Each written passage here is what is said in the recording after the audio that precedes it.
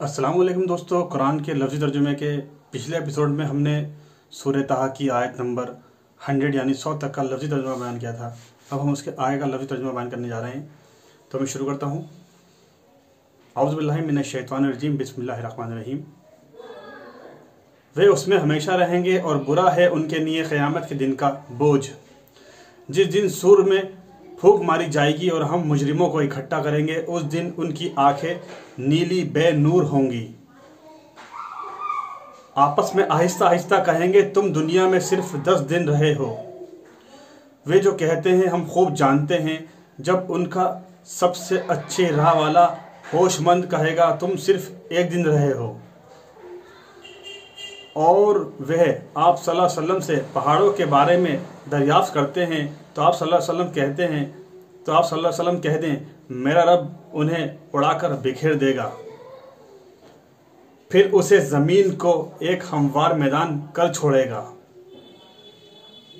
और ना तू देखेगा उसमें कोई कज़ी, ना हमवारी और ना कोई बुलंदी।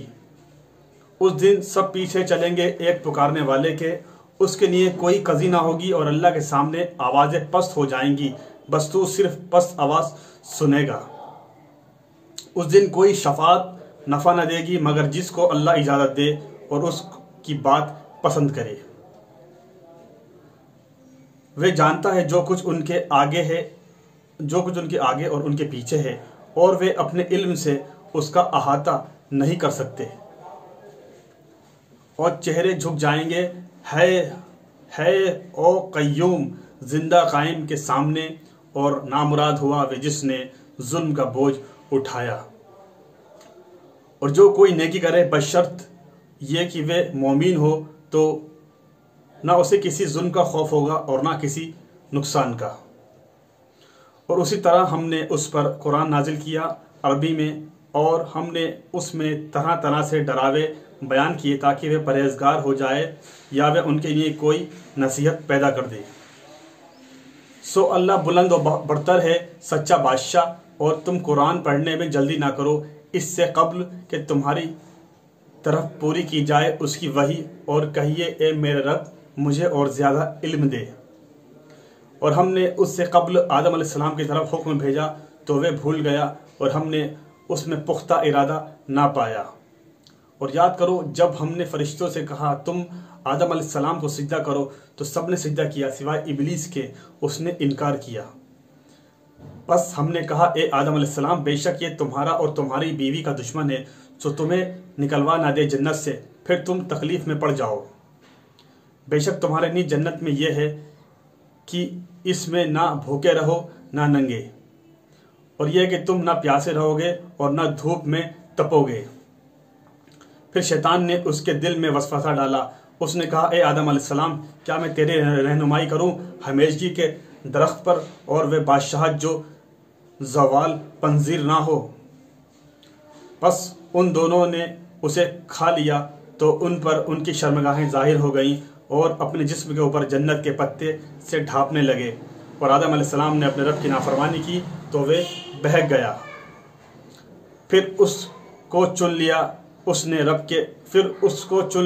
उसके रब ने, फिर उस पर रहमत से तवज्जो फरमाई, तौबा कबूल की और उसे राह दिखाई। फरमाया तुम दोनों यहाँ से उतर जाओ, तुम्हारी औलाद में से बाज के दुश्मन होंगे। बस अगर जब भी मेरी तरफ से तुम्हारे पास मेरी हिदायत आए, तो जिसने मेरी हिदायत की पैरवी की वह ना गुमराह होगा और ना बदबख्त होगा, और जिसने मेरे जिक्र नसीहत से मुंह मोड़ा तो बेशक उसकी मशीयत गुजरान तंग होगी और हम उसे उठाएंगे क़यामत के दिन अंधा। वे कहेगा ए मेरे रब, तूने मुझे अंधा क्यों उठाया, मैं तो दुनिया में बिना देखता था।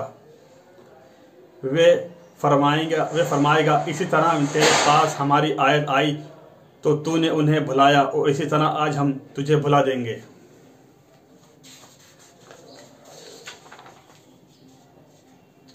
और इसी तरह हम उसको बदला देते हैं जो हद से निकल जाए और अपने रब की आयतों पर ईमान ना लाए, और अलबत्ता आखिरत का अजाब शदीद तरीन है और ज़्यादा देर तक रहने वाला है।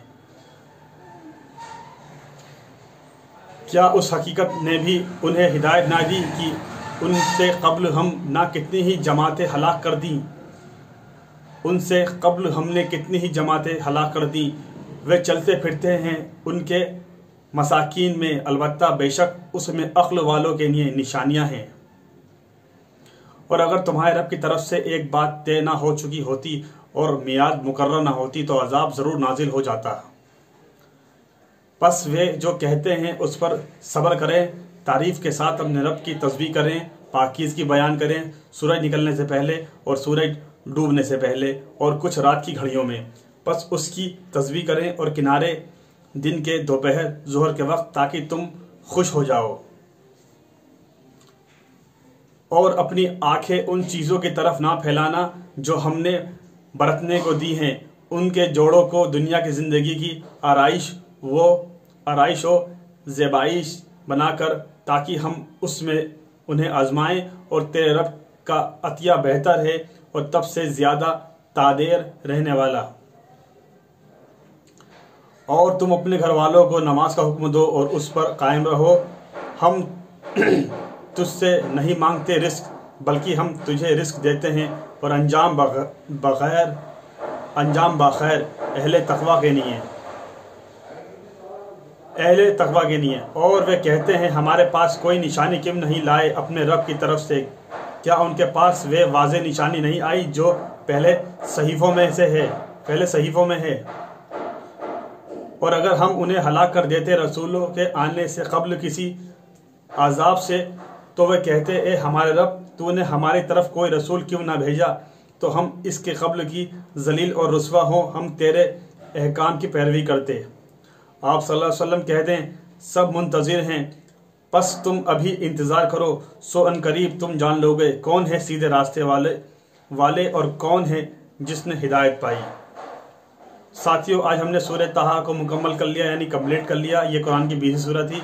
इंशाअल्लाह अगले एपिसोड में हम कुरान की 21वीं सूरह अल-अंबिया की शुरुआत करेंगे, अल्लाह ने चाहा तो।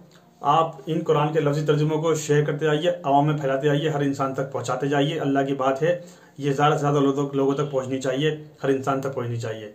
अल्लाह ताला कहने सुनने से ज़्यादा अमल की तौफीक अता फरमाए और हमारे कबीरा सगीरा गुनाहों को माफ़ फरमाए और अपनी रहमत, अपनी बरकत, अपनी शफ़क़त, अपना करम, अपना रहम हमारे पर नाजिल करे। इंशाअल्लाह अगले एपिसोड में कुरान की 21वीं सूरह अल-अंबिया के साथ लफ्ज़ी तर्जुमे के साथ आपसे मुलाकात करते हैं। तब तक के लिए अस्सलामु अलैकुम व रहमतुल्लाहि व बरकातुहू।